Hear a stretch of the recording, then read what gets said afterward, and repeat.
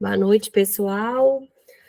Vamos gravar a nossa aula de hoje, né? Continuando falando sobre os agentes extintores, vamos falar dos últimos agentes extintores, né?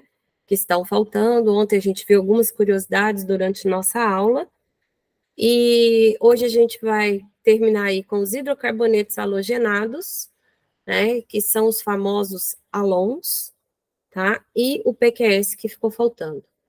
Então, os hidrocarbonetos halogenados, gente, eles são compostos resultantes de reações químicas de substituição entre hidrocarbonetos altamente inflamáveis, preferencialmente o metano ou o etano, né, o CH4 ou C2H6, e os elementos químicos da família dos halogênios, como geralmente o cloro, né, Cl, o bromo, o flúor e o iodo.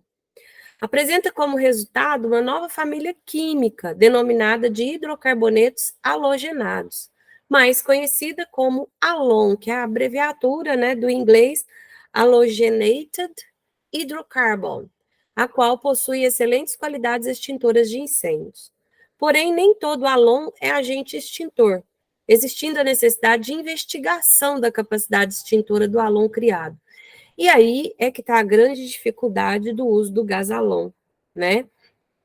Porque muitas das vezes eu não tenho aí esse domínio, o projetista, o engenheiro, ou o próprio bombeiro não tem esse conhecimento, né? É mais fácil eu utilizar outras possibilidades. Ainda mais que a gente viu, né? A bola extintora, enfim, né? É importante salientar que os compostos que apresentam iodo não são utilizados em virtude de suas características tóxicas e de instabilidade, porque dependendo da reação do iodo, ele é tóxico para o organismo e pode ficar até, né, pode chegar até emitir algum tipo de radiação. Os halons, devido às características de suas ligações moleculares covalentes, não possuem tendência a se ionizar ou a tornar-se eletricamente condutivos. Portanto, são recomendados para uso em incêndios elétricos, visto sua baixa condutividade elétrica. O mecanismo pelo qual o halon extingue o fogo não é completamente conhecido. Contudo, acredita-se que se trata de uma inibição físico-química da reação de combustão, ou seja, atribui-se as qualidades de um agente quebra-cadeia, pois atua interrompendo a reação em cadeia do processo de combustão por extinção química, né?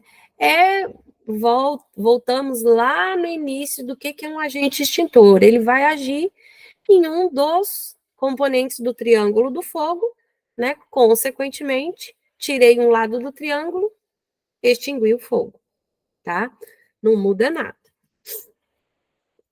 Então, como a gente falou do iodo, né? Risco às pessoas. No ambiente que for usado esse gás halon, né, na forma de uma descarga para extinção de incêndio, o halon, como regra geral, pode criar um risco às pessoas presentes, devido ao próprio gás e aos produtos de sua decomposição, resultantes de seu contato com fogo e superfícies aquecidas, né? O calor, ele é um dos meios de estimular a própria oxidação, combustão, enfim, uma reação química. A exposição ao gás é geralmente de menor consequência que a exposição aos produtos de sua decomposição, devendo ambos serem evitados, né? Por isso que, quando utilizar gás halon, né, se tiver a possibilidade de presença de pessoas, mesmo após ter sido jogado esse gás ou esse produto, né, eu tenho que estar paramentado. Máscara autônoma, roupa impermeável ou todo fechado, né, encapsulado, para não ter perigo de contaminação. Como regra geral, as pessoas não devem permanecer nos locais em que houver descarga de halon em concentrações acima de 7%, e nos locais em que a concentração for abaixo de 7%, não devem permanecer por mais de 4 a 5 minutos, né? Dentro dos primeiros 30 segundos de exposição, mesmo que as concentrações inaladas sejam de 10 a 15%, os efeitos notados são pequenos, embora a estes níveis. E neste tempo, o corpo humano já pode absorver suficiente quantidade de gás para iniciar o ataque, produzir vertigens, diminuição da coordenação motora e redução da acuidade mental. Ou seja, a pessoa fica tonta, né, e confuso. Em altas concentrações, o ataque é imediato e os sintomas podem ocorrer dentro de alguns segundos. O indivíduo pode ser rapidamente incapacitado por estes altos níveis de concentração, os quais não devem superar a 15% nos locais onde houver qualquer possibilidade de exposição, senão pode ser até fatal. Os efeitos consequentes de uma exposição ao halon podem persistir por algum tempo, mas a recuperação deverá ser rápida e completa.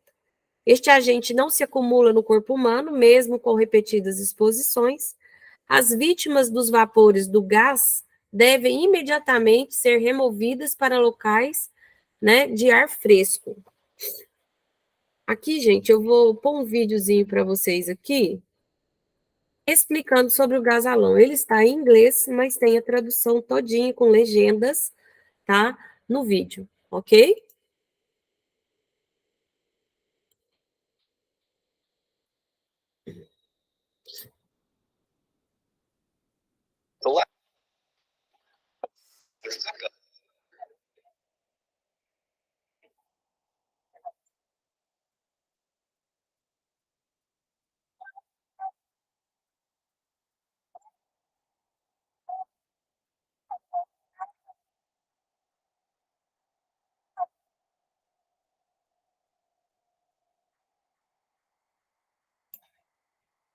Video on Safety in 180 Seconds, Part 21. This video we are going to learn about halon type extinguisher and its features.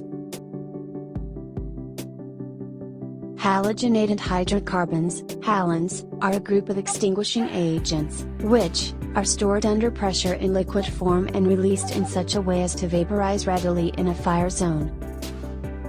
They extinguish fire mainly by interfering with the chemical reaction involved in the propagation of flame. Peraí, gente. Deixa eu parar aqui. Porque não está aparecendo as legendas. A hora que eu vi o vídeo, estava aparecendo.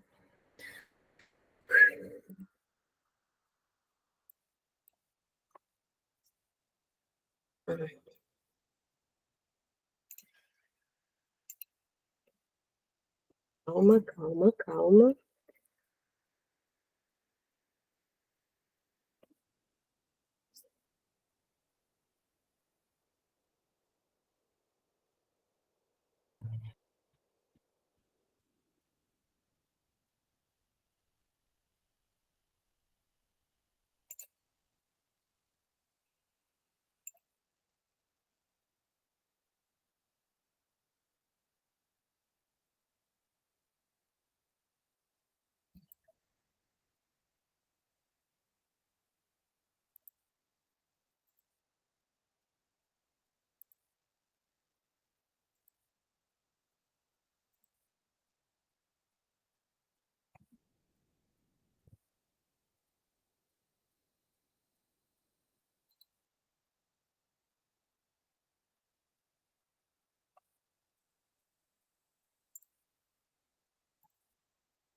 Compartilhando novamente.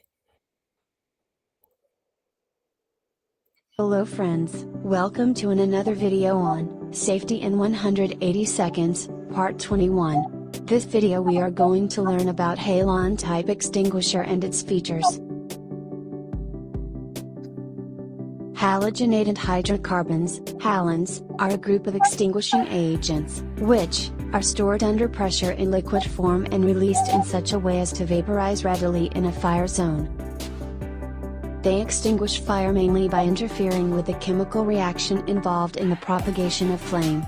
They possess little cooling effect. Halons can be effectively used in Class B and C fires, especially in confined spaces. They are electrically non-conductive and safe to use on electrical of electronic equipments and cause little damage. Halons are hydrocarbon compounds of a group of 5 non-metallic elements known as halogens, i.e., fluorine, chlorine, bromine, iodine, and astatine. For various reasons, iodine and astatine are not suitable for extinguishants and can be ignored.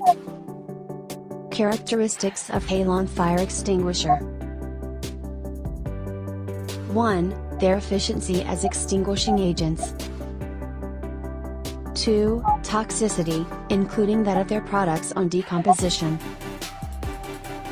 3. Physical properties, for example, boiling and freezing points. 4.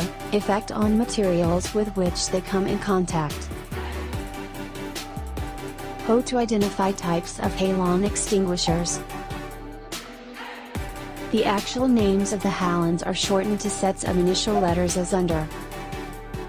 Name, bromotrifluoromethane, initials, BTM, halon number, 1301. Name, bromochlorodigfluoromethane, initials, BCF, halon number, 1211. Name, dibromotetrafluoroethane, initials, DTE, halon number, 2402. Name, chlorobromomethane, initials, CBM, halon number, 1011. Name, carbon tetrachloride, initials, CTC, halon number, 104. Name, methylobromide, initials, MB, halon number, 1001. Halons 1301 and 1211 are the least toxic. The exposure of personnel to these agents during firefighting is likely to be well within the maximum safe values, except where total flooding system is being discharged. In a fire situation, a further aspect to be considered is the effect of the decomposition products of halons. They are much more toxic than the halons themselves. However, it is the combustion products of the actual fire, such as smoke and carbon monoxide, which present the greatest hazard. Halons should not be used on chemicals containing their own oxygen. They should not be used on reactive metals and metal hydrates. Portable halon extinguishers commonly range from 500 grams to 7 kilograms and are invariably of the stored pressure type. They are normally pressurized to about 10 bar with dry nitrogen to ensure efficient discharge. Most halon extinguishers have their discharge controlled by a lever, but a few designs have striker. Hope you have learned about halon type extinguisher. Please like our video as a support to create such educational videos about fire safety. Consider subscribing our channel to get daily updates on our informative videos. Our next video is on. Gostaram, pessoal? É um vídeo interessante, apesar de ser em inglês, estava todo, né, traduzido em português. Não sei se vocês conseguiram acompanhar, né? Então, eu vou continuar nosso compartilhamento. E aí, ela não falou nada diferente do que a gente já tinha visto, né? Só resumiu aí e mostrou alguns tipos, né, de halon que podem ser utilizados e os seus números correspondentes, tá? Só para conhecimento de vocês, eu, para ser muito sincera, nunca vi um extintor de gás halon em área, tá? Ele é bem específico, né? Creio também que seja de um custo mais elevado, e hoje a gente tem várias opções, né? Devido ao Protocolo de Montreal, foram produzidos alguns novos agentes extintores, os quais encontram-se abaixo discriminados. Alguns agentes sintéticos, tá? São aqueles obtidos a partir de reações químicas, os principais fabricantes, seus agentes alternativos, enquadrados nessa categoria, são EI Dupont, com o produto FE13, indicado para uso em áreas normalmente ocupadas, e o produto FE25, indicado para uso em áreas não ocupadas. Não conheço esses produtos. São agentes sintéticos e específicos para um risco específico também, creio eu. Great Lakes Chemical, com o produto FM200, indicado para uso em áreas ocupadas ou não. 3M, com o produto CEA 410, indicado para uso em áreas normalmente ocupadas ou não, tendo uso restrito a situações especiais, e North American Fire Guardian, com produto NSF S3, indicado para uso em áreas normalmente ocupadas ou não. O fim da produção deste agente foi antecipado de 2030 para 2014, na última revisão do Protocolo de Montreal, provavelmente devido à sua toxicidade ou porque nós temos outros produtos mais eficientes no mercado, né? Desenvolvimento tecnológico é tudo. Agentes naturais são resultado de processos onde reações químicas não ocorrem, sendo normalmente a mistura de produtos na forma em que ocorrem na natureza, tendo como exemplo o produto Inergen, patenteado pela Unsulfide Protection, produzido no Brasil sob licença, sendo indicado para usar em áreas normalmente ocupadas ou não. Nós vimos ontem o vídeo dos 3 tipos de extintores não muito comuns, né? O amarelinho, que é a base de cloreto de sódio, também, né? São agentes extintores alternativos aí, que a gente não vê normalmente.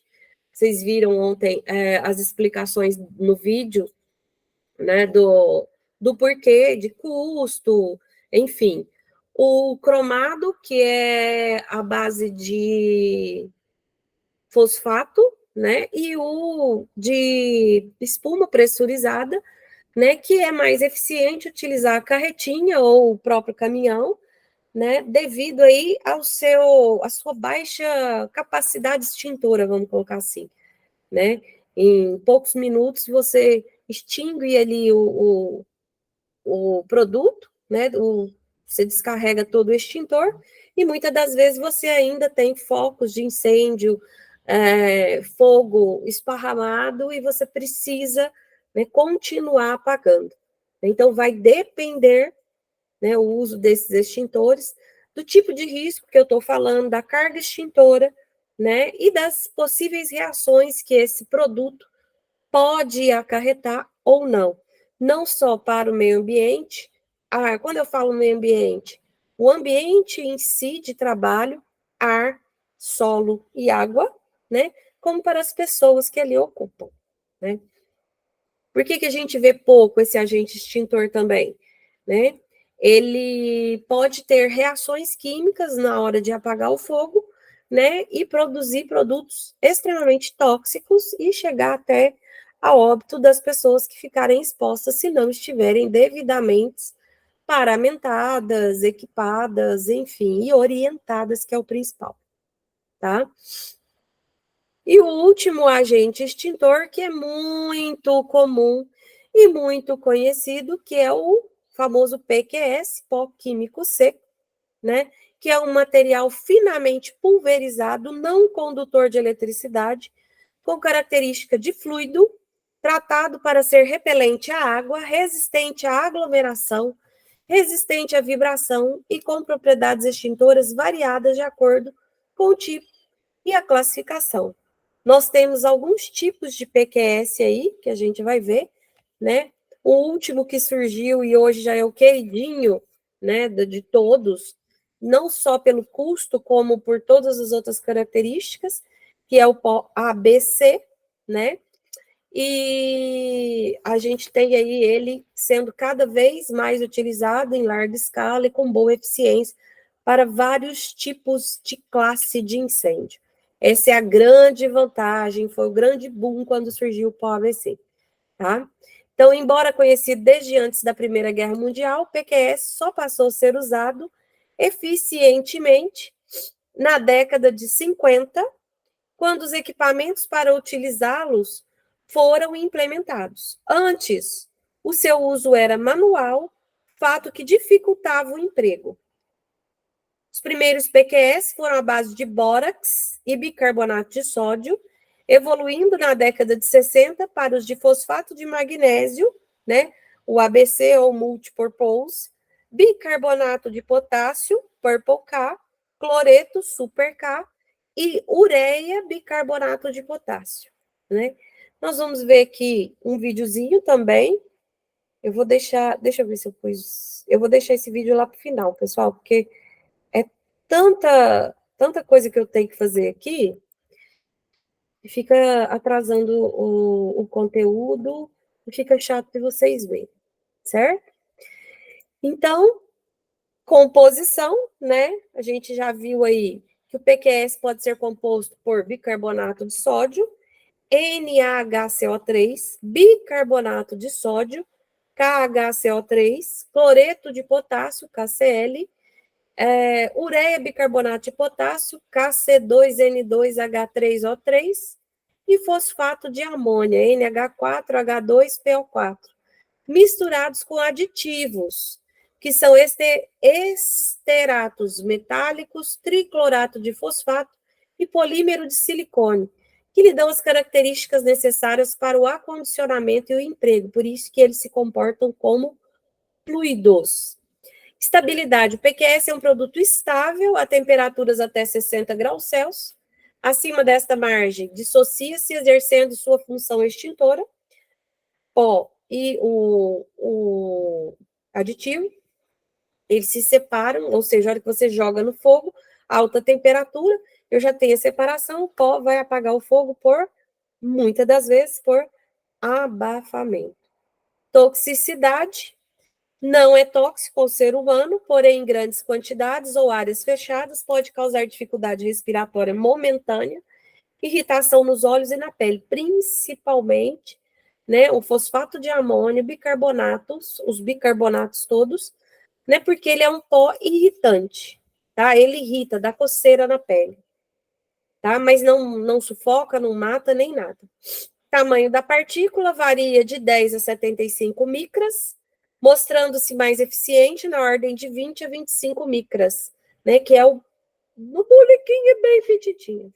Classificação do PQS pode se classificar de acordo com o combustível em pó químico regular, o comum, empregado em incêndios classe B e C, pó químico para múltiplos propósitos, né, o famoso ABC, né, e o pó químico especial, empregado em incêndios de metais combustível, tá? A gente viu alguns aí, fosfato de monoamônio, enfim, tá? Propriedades extintoras. Suas várias propriedades extintoras, devidamente combinadas, transformam o PQS em um eficiente agente extintor para quase todas as classes de incêndio, né? Por isso que eu falei para vocês, o ABC, queridinho do momento hoje, que eu não preciso ficar sabendo se é incêndio tipo A, classe B, classe C, classe qualquer outra coisa, né? Então, a eficiência do PQS, principalmente por abafamento, né, nossa, ela pega uma gama muito grande de classes de incêndio. Então, por abafamento, quando aquecido, o bicarbonato libera dióxido de carbono e vapor de água, auxiliando na ação extintora do PQS. Se completamente decomposto, o PQS produzirá apenas 26% de seu peso em CO2. O pó apresenta as características, quando aquecido, de criar um resíduo fundido, pegajoso, formando uma camada selante na superfície do combustível, isolando o comburente. Né? Eu tirei mais uma vez um lado do triângulo do fogo e apaguei o fogo. Resfriamento. A capacidade de extinção por resfriamento é menor no PQS, né? Mais por abafamento do que resfriamento. Estudos comprovam que o PQS, com 95% ou mais de bicarbonato de sódio, absorve 259 calorias por grama, e o bórax, com 2%, estearato de zinco, absorve 463 calorias por grama. Ou seja, né, ele absorve pouco calor, mas tem aí uma taxa de resfriamento. O PQS também pode apagar o fogo por proteção contra a radiação. Ele tem pouca eficiência quanto à proteção contra a radiação. Sua descarga de pó produz uma nuvem entre a chama e o combustível, protegendo o mesmo por algum tempo do calor, né? Mas vai depender aí de tudo que eu falei para vocês. Da carga extintora, da carga de incêndio que eu tenho no local, classe de incêndio e todas as outras condições, vento, ventilação e assim vai. E a última propriedade extintora, quebra da cadeia de reação, a principal e mais importante propriedade extintora do PQS é a sua capacidade de quebrar a cadeia de reação da combustão, impedindo que os radicais livres reajam entre si, dando continuidade à reação, né? Lembra do tetraedro do fogo? Eu falei para vocês, além dos 3 lados do triângulo, eu tenho a reação em cadeia, né? Então, o pó químico seco, ele vai agir exatamente nessa reação em cadeia. Presença de PQS interfere nos radicais livres, CH3, OH, oxigênio e hidrogênio, produzidos no início da cadeia, impedindo as reações da propagação. A interferência do PQS nas reações dos radicais livres se faz de 2 maneiras. Pela combinação desses radicais livres com as partículas do próprio PQS, através da diminuição do seu tamanho médio e, consequentemente, o aumento de sua superfície ativa, e pela formação de espécies químicas capazes de reagir com os radicais livres, né? O que vai, às vezes, resultar em maior quantidade de água, menos oxigênio e assim vai, certo? Por isso, a quebra em cadeia é tão importante.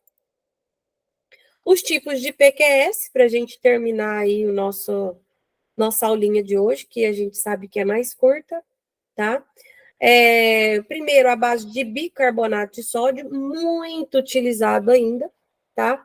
Os pós à base de bicarbonato de sódio são eficientes na extinção de incêndio classe B e C, principalmente, especialmente em óleos e gorduras, pois ele reage formando uma espécie de sabão na superfície do combustível.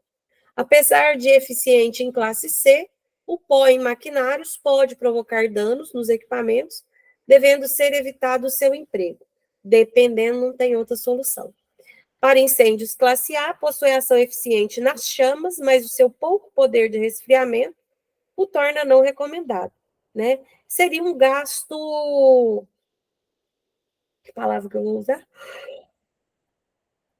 Um gasto inútil, porque eu vou tirar a chama, mas eu vou ter focos de incêndio ainda, eu vou ter possibilidade de fogo, né? Então, é por isso que ele não é muito utilizado no classe A, exceto o pó ABC, tá? A base de sais de potássio, utilizada em incêndios classe B, são 2 vezes mais eficientes no combate a incêndios em líquidos inflamáveis, exceção a óleos e gorduras, que os sais de sódio, apesar de ter um fluxo no esguicho 10% menor. Para incêndios classe A e C, os sais de potássio apresentam as vantagens e as mesmas contraindicações que os pós à base de bicarbonato de sódio. Então, sua composição pode ser à base de bicarbonato de potássio, né, cloreto de potássio ou ureia bicarbonato de potássio, tá? Então, classes A, B e C podem ser utilizados, porém com mais eficiência as classes A e C. O ABC, que a gente falou, né? A base de monofosfato de amônio, também conhecido por multipurpose, age com as mesmas características do pó à base de sais de potássio em incêndios classe B e C, com as mesmas vantagens e contraindicações. Ao contrário dos outros, o pó ABC apresenta considerável eficiência em incêndios de classe A, pois quando aquecido se transforma em um resíduo fundido, aderindo à superfície do combustível e isolando do comburente. Os pós tipo ABC e a base de bicarbonato, quando acondicionados, não podem ser misturados, pois reagem entre si, formando CO2 e, consequentemente, elevando perigosamente a pressão interna no recipiente, tá? Ou é um ou é outro, tá? Por isso que, se eu tenho uma carcaça de extintor de pó ABC, eu só posso recarregar ele com pó ABC, né? E assim vai, pó BC, PQS e etc, etc. A gente vai falar sobre isso a partir da próxima aula, que a gente vai falar de equipamentos de extinção.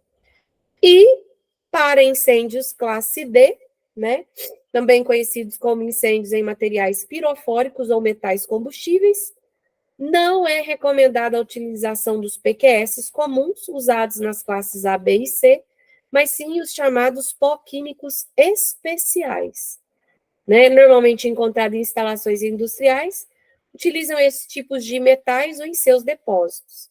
Tendo em vista a particularidade dos diferentes metais pirofóricos, agentes extintores específicos devem ser pesquisados para cada caso. E aí a gente entra lá nos alons, enfim, né? Tudo que a gente já viu. Então, hoje a gente está encerrando aqui os agentes extintores, a gente viu vários tipos, né? Os mais utilizados, os mais comuns, os mais usuais, enfim. Né? Agora a gente vai ver onde a gente vai utilizar esses agentes extintores, que é a nossa próxima aula, que a gente vai começar a falar sobre equipamentos extintores, né, e seus acessórios. Eu vou colocar o último vídeo aqui para vocês, para a gente finalizar, tá? Deixa eu parar a apresentação, se não consigo abrir.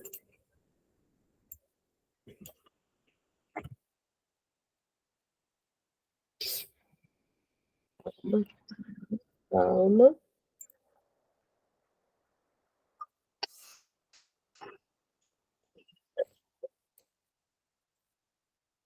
O que você precisa na picape que você sonhava. Bora! Olá, seja bem-vindo ou bem-vinda ao canal Prevenção em Fogo. Você sabia que existem vários tipos de pó químico seco, o PQS, para uso como agentes extintores em princípios de incêndio? Pois é, há pelo menos 5 tipos de pó químico seco e cada um deles tem suas especificações. Nessa videoaula, vou mencionar cada um deles e sua composição.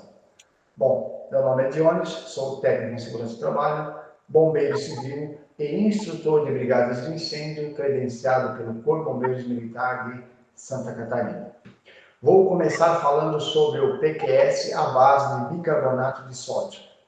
É o mais comum de todos os PQS e é recomendado para incêndios de classe B, líquidos inflamáveis, e classe C, elétricos energizados. Também era bastante utilizado em cozinhas comerciais para o combate de incêndios de classe K, que eram os incêndios em óleo de cozinha e gordura, na época em que não havia o agente saponificante, que é o agente extintor atual para a extinção de incêndios de classe K. Há um segundo PQS e que é também recomendado para incêndios de classe B e classe C. É composto de bicarbonato de potássio e é conhecido como púrpura K. Comparado com o PQS composto de bicarbonato de sódio, o PQS púrpura K tem o dobro de eficiência no combate a incêndios classe B, que são os incêndios em líquidos inflamáveis. Esse extintor foi projetado para o uso na indústria de óleo e gás, justamente pela sua característica de alta capacidade extintora em incêndios de classe B e suas dimensões reduzidas que conferem mobilidade e alta performance. Sua capacidade extintora é de 2,5 kg de agente extintor. Outro PQS existente é o agente extintor composto de fosfato monoamônico. Tem como característica o combate aos incêndios classe A, que são os sólidos inflamáveis, classe B, que são os líquidos inflamáveis, e classe C, os elétricos energizados. Ao contrário dos PQS mencionados anteriormente, esse tem coloração amarela claro e é conhecido como triclasse. É o famoso extintor ABC. O fosfato monoamônico é capaz de derreter e fluir a uma temperatura de 177 graus Celsius, formando uma capa sobre o fogo, provocando o abafamento do mesmo. Além dos PQS já mencionados, ainda temos o pó químico seco especial, composto de cloreto de sódio, o qual é utilizado no combate aos incêndios de classe D, materiais chamados de pirofóricos, que são eles: magnésio, titânio, zinco, zircônio, lítio, bário, alumínio, entre outros. Esses metais combustíveis, quando em chama, provocam o chamado incêndio de classe D e sua extinção se restringe ao uso do PQS especial. Vale aqui fazer uma observação, é que apesar de ele ser um material pirofórico e ser considerado classe B, quando esse está em chamas, O agente extintor à base de cloreto de sódio não é indicado para a extinção do fogo contendo lítio. Nesse caso, deve ser usado extintores de pó químico seco à base de grafite, que é o chamado Light X, ou Lit X. Não sei exatamente como é que é a pronúncia, mas a escrita é LITH-X. Esse agente extintor também é eficaz em incêndios envolvendo metais de alto ponto de fusão, como o zircônio, o titânio, o sódio e o potássio. Tá certo? Bom, por hora era isso. Agradeço sua atenção. Se você gostou do vídeo, deixa aquele joinha, curta e compartilhe para que outras pessoas tenham acesso ao conteúdo aqui abordado. Se você não é inscrito no canal, se inscreva. Bom, pessoal, a aula de hoje sempre é mais curtinha mesmo, né? A gente finaliza, então, hoje os agentes extintores. Hoje tá difícil, hein? A gripezinha ainda tá perturbando, mas vamos lá. E aí, a partir da próxima aula, a gente vai começar a falar da parte gostosa, que são os equipamentos e acessórios para combate, né? Nós temos muitos aí, nós vamos começar com os extintores. E aí a gente já viu vários agentes, a gente vai ver vários vídeos, né? Depois vamos passar por hidrantes, sprinklers, e assim vai, certo? Os acessórios são os desencarceradores, tesouras e alavancas, né? Para a gente estar aí se inteirando de quais equipamentos, tesoura elétrica, né? Que a gente pode estar utilizando na hora de atendimento a uma emergência, a um sinistro, a um incêndio, enfim, certo? Espero que vocês tenham gostado, né, da aula de hoje e façam as nossas atividades.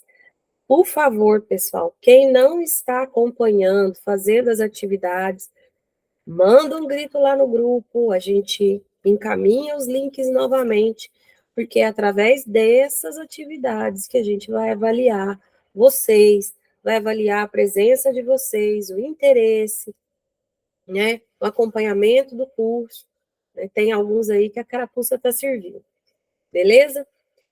Qualquer dúvida eu estou à disposição, só me chamar lá no grupo, tá?